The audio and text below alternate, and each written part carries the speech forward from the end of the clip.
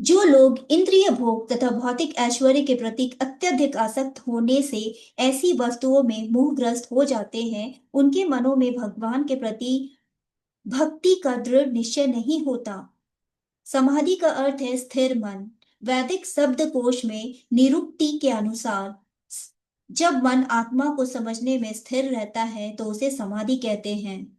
जो लोग इंद्रिय भोग में रुचि रखते हैं अथवा जो ऐसी क्षणिक वस्तुओं से मोहग्रस्त हैं, उनके लिए समाधि कभी भी संभव नहीं है। माया के चक्कर में पड़कर वे न्यूनाधिक पतन को प्राप्त होते हैं। वेदों में मुख्यतः प्रकृति के तीनों गुण का वर्णन है। हे अर्जुन, इन तीनों गुणों से ऊपर उठो। समस्त दैत्यों तथा लाभ तथा सुरक्षा की सारी चिंताओं से मुक्त होकर आत्म परायण बनो। सारे भौतिक कार्यों में प्रकृति के तीन गुणों की क्रियाएं तथा प्रतिक्रियाएं निहित होती है।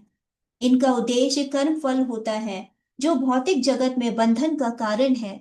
वेदों में मुख्यतः सकाम कर्मों का वर्णन है, जिससे सामान्य जन क्रमशः इंद्रिय तृप्ति के क्षेत्र से उठकर अत्यधिक आध्यात्मिक धरातल पहुंच सके। कृष्ण अपने शिष्य तथा मित्र के रूप में अर्जुन को सलाह देते हैं कि वह वेदांत दर्शन के आध्यात्मिक पथ तक ऊपर उठे, जिसका प्रारंभ ब्रह्म जिज्ञासा अथवा परम आध्यात्मिकता पर प्रश्नों से होता है। इस भौतिक जगत के सारे प्राणी अपने अस्तित्व के लिए कठिन संघर्ष करते हैं। उनके लिए भगवान ने इस भौतिक जगत की सृष्टि के करने के पश्चात वैदिक ज्ञान प्रदान किया है, जो जीवन यापन तथा भव बंधन से छूटने का उपदेश देता है। जब इंद्रिय तृप्ति के कार्य तथा कर्म कांड समाप्त हो जाते हैं, तो उपनिषदों के रूप में भगवत साक्षात्कार का अवसर प्रदान किया जाता है। ये उपनिषद विभिन्न वेदों के अंश हैं। उसी प्रकार जैसे भगवत गीता पंचम वेद महाभारत का एक अंग है, उपनिषदों से आध्यात्मिक जीवन का शुभारंभ होता है। जब तक भौतिक शरीर का अस्तित्व है, तब तक भौतिक गुणों की क्रियाएं प्रतिक्रियाएं होती रहती हैं। मनुष्य को चाहिए कि सुख दुख या शीत ग्रीष्म जैसी दैत्यों को सहन करना सीखे और इसी प्रकार हानि तथा लाभ की चिंता से मुक्त हो जाए। जब मनुष्य कृष्ण की इच्छा पर पूर्णता आश्रित रहता है, तो यह देव अवस्था प्राप्त होती है। एक छोटे से कूप का सारा कार्य एक विशाल जलाशय से तुरंत पूरा हो जाता है। इसी प्रकार वेदों के आंतरिक तात्पर्य जानने वाले को उनके सारे प्रयोजन सिद्ध हो जाते हैं। वेदों के कर्म कांड विभाग में वर्णित अनुष्ठानों एवं यज्ञों का ध्येय आत्म साक्षात्कार के क्रमिक विकास को प्रोत्साहित करना है और आत्म साक्षात्कार का ध्येय भगवत गीता के 15वें अध्याय में है। इस प्रकार स्पष्ट किया गया है, वेद अध्ययन का ध्येय जगत के आदि कारण भगवान कृष्ण को जानना है। अतः आत्म साक्षात्कार का अर्थ है कृष्ण को तथा उनके साथ अपने शाश्वत संबंध को समझना। कृष्ण के साथ जीवों के संबंध का भी उल्लेख भगवत गीता के 15वें अध्याय में ही हुआ है। जीवात्माएं भगवान के अंश स्वरूप हैं, अतः प्रत्येक जीव द्वारा कृष्ण भावनामृत को जागृत करना वैदिक ज्ञान की सर्वोच्च पूर्ण अवस्था है। श्रीमद् भगवत गीता में इसकी पुष्टि इस प्रकार हुई है। हे प्रभु, आपके पवित्र नाम का जाप करने वाला भले ही चांडाल जैसा निम्न परिवार में क्यों ना उत्पन्न हुआ हो, किंतु वह आत्म साक्षात्कार के सर्वोच्च पद पर स्थित होता है। ऐसा व्यक्ति अवश्य ही वैदिक अनुष्ठानों के अनुसार सारी तपस्याएं संपन्न किए होता है और अनेकानेक बार तीर्थ स्थानों में स्नान करके वेदों का अध्ययन किए होता है। ऐसा व्यक्ति आर्य कुल में सर्वश्रेष्ठ माना जाता है।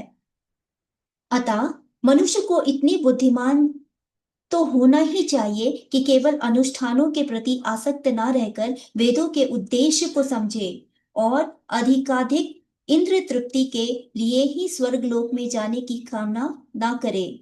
इस युग में इस युग में सामान्य व्यक्ति के लिए ना तो वैदिक अनुष्ठानों की समस्त विधि विधानों का पालन करना संभव है और ना सारे वेदांत तथा उपनिषदों का सर्वांग अध्ययन कर पाना सहज है। वेदों के उद्देश्य को संपन्न करने के लिए प्रचुर समय शक्ति ज्ञान तथा साधन की आवश्यकता होती है।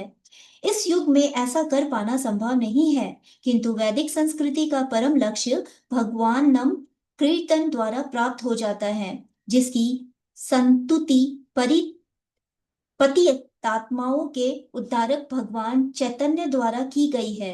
जब चैतन्य ने महान वैदिक पंडित प्रकाशानंद सरस्वती से पूछा कि आप वेदांत दर्शन का अध्ययन न करके एक भावुक की भांति पवित्र नाम का कीर्तन क्यों करते हैं, तो उन्होंने उत्तर दिया कि मेरे गुरु ने मुझे बड़ा मूर्ख समझकर भगवान कृष्ण के नाम का कीर्तन करने की आज्ञा दी।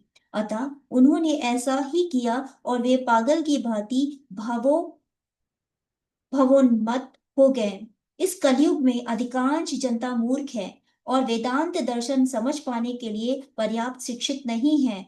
वेदांत दर्शन के परम उद्देश्य की पूर्ति भगवान के पवित्र नाम का कीर्तन करने से ही हो जाता है।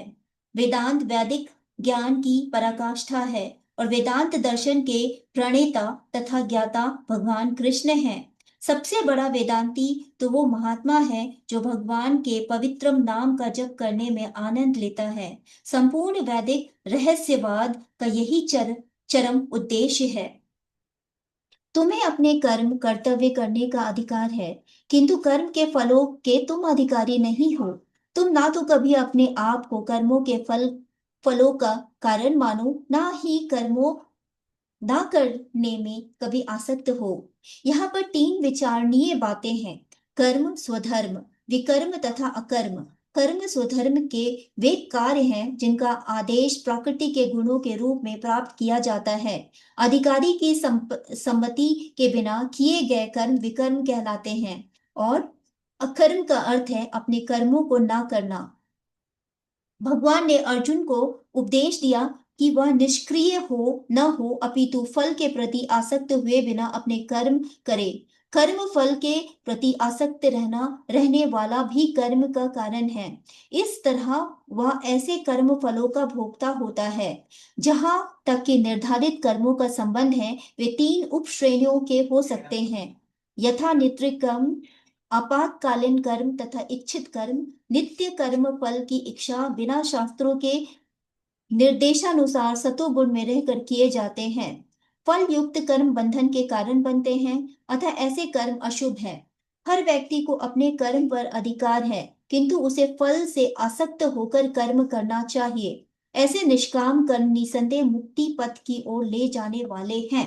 अतएव भगवान ने अर्जुन को फलासक्ति हो रहित होकर कर्म स्वधर्म के रूप में युद्ध करने की आज्ञा दी। उसका युद्ध विमुख होना आसक्ति का दूसरा पहलू है। ऐसी आसक्ति से कभी मुक्ति पथ की प्राप्ति नहीं हो पाती।